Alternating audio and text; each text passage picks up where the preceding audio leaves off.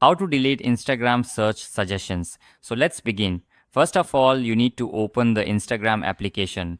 After opening the application, let me show you how Instagram looks at first. First, you need to click on the search icon here.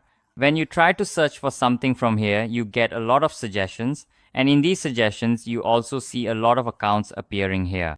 So how can we delete these? For that, you need to follow this step-by-step tutorial. First, you need to look for the profile icon that you see here, which is visible in the corner at the bottom side, and you need to click on it. From here, you'll see these three lines are visible. You need to click on them in the top right corner, and after that, you need to scroll these options downwards, and from here, you need to click on Content Preferences. Click on this. Then the last option here is Reset Suggested Content. You need to click on this, then click on Next, and again click on Next. Click on Reset Suggested Content.